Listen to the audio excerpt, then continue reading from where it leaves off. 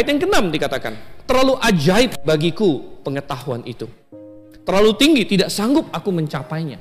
Saudara, ada suatu bahaya ketika kita mencoba untuk menjelaskan bagaimana caranya Tuhan bisa maha tahu. Ya. Kita mau menjelaskan gimana caranya Tuhan bisa maha tahu, dan akhirnya menimbulkan suatu teologi yang kacau balau. Karena ada kaum tertentu ya, yang percaya determinisme. Jadi mereka menjelaskan bahwa Tuhan tahu segala sesuatu karena Tuhan menentukan segala sesuatu.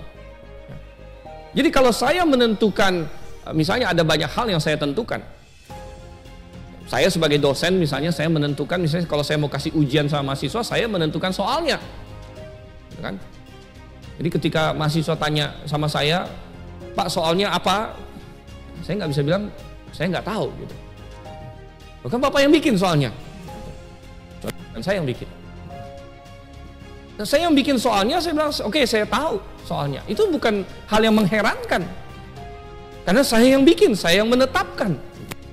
Tetapi ada teologi-teologi yang mengatakan bahwa Tuhan maha tahu karena Tuhan yang menentukannya. Jadi mereka istilahnya mengkolaps atau menggabungkan kemahatauan Tuhan dengan penentuan Tuhan.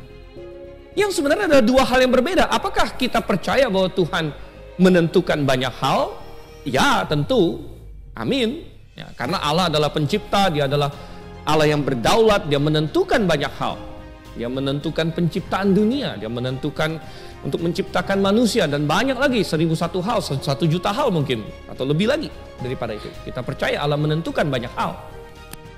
Tetapi kita tidak boleh menyamakan penentuan Allah dengan pengetahuan Allah.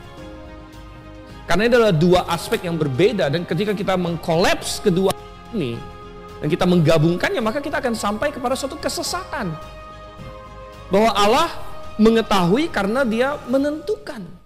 Tidak. Kalau Allah mengetahui karena Dia menentukan, maka semua yang Allah ketahui, semua tindakan kita, karena Tuhan mengetahui tindakan kita, maka itu berarti Allah menentukan tindakan kita. Wow, padahal tindakan kita banyak yang ngaco. Tindakan kita banyak yang menentang Tuhan. Tindakan kita banyak yang berdosa.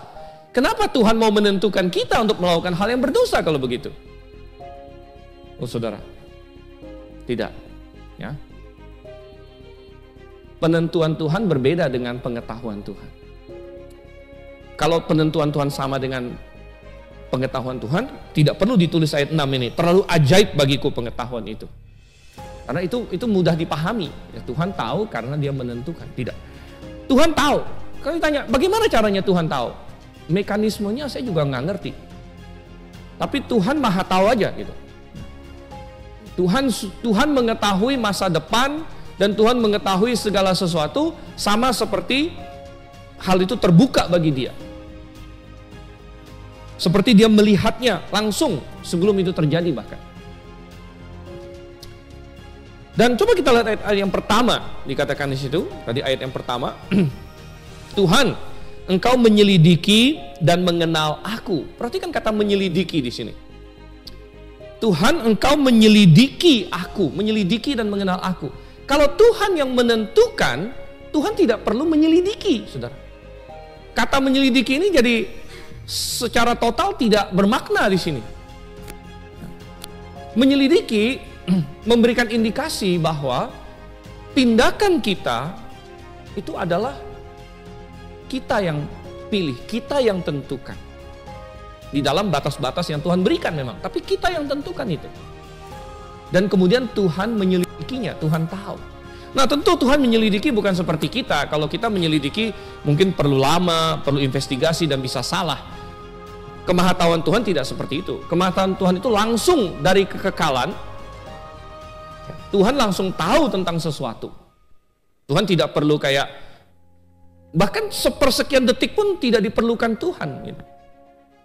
Tuhan langsung tahu itu dari kekekalan. Segala apa yang kita akan lakukan. Tetapi faktanya tetap, walaupun pengetahuan Tuhan langsung dan tidak dapat salah, namun pengetahuan itulah yang menangkap apa yang kita akan lakukan dan kemudian mengetahuinya. Dan ini adalah sesuatu yang jelas di dalam Alkitab, Tuhan engkau menyelidiki dan mengenal aku. Hanya di sini. Saudara yang kasih Tuhan, pemazmur Daud di sini bukan hanya berteologi secara akademis saja. Dia menerapkan ini langsung kepada dirinya. Oleh karena itu dia tidak menulis orang lain, dia berkali-kali menulis aku. Allah yang Maha Tahu ini bukanlah pribadi asing yang dia tidak kenal. Dia sangat mengenal Allah ini, dan Allah yang Maha Tahu ini punya hubungan dengan dia.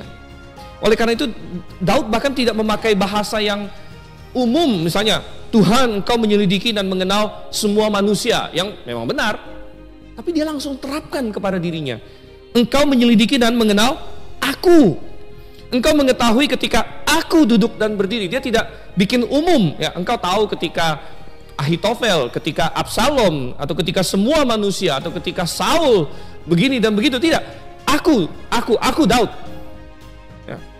Tuhan, engkau tahu ketika aku, apapun yang aku lakukan, aku duduk berdiri, aku berjalan, kata-kataku dan lain sebagainya. Ini sesuatu yang personal. Dan kita juga perlu mengenal Allah secara personal, dan ketika kita memahami sifat-sifat Allah, kita harus menerapkan itu secara personal kepada diri kita. Kalau Allah Maha Tahu dan Allah mengerti semua kata-kata kita, semua pikiran kita, itu hal yang baik atau hal yang buruk, saudara? Ya.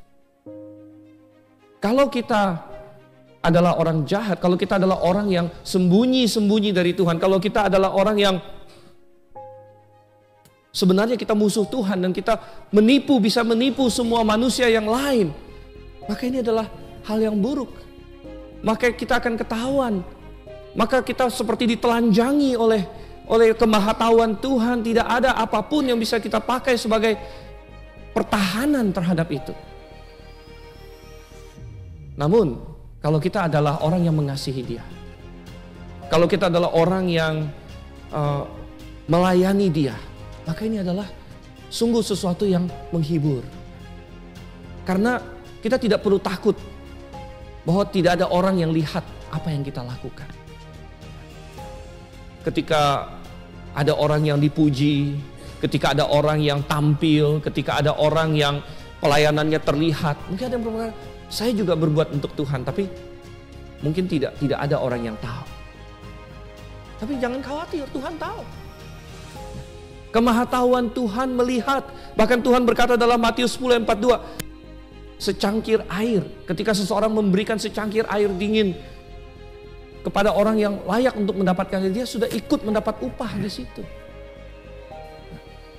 Oleh karena itu kemahatauan Tuhan ini adalah bisa menjadi penghibur ketika hati kita terparalelkan, teralign istilahnya, terluruskan kepada Tuhan.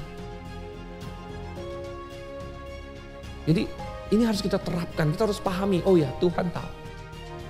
Tuhan tahu apa yang saya lihat, Tuhan tahu apa yang saya perbuat di handphone saya, di komputer saya, apa yang saya baca, apa yang saya pikirkan, Tuhan. Dan ini seharusnya menjadi sesuatu yang indah kalau kita adalah anak Tuhan yang mengasihi Tuhan. Dan ini menjadi sesuatu yang kita tidak bisa bohongin Tuhan lah istilahnya.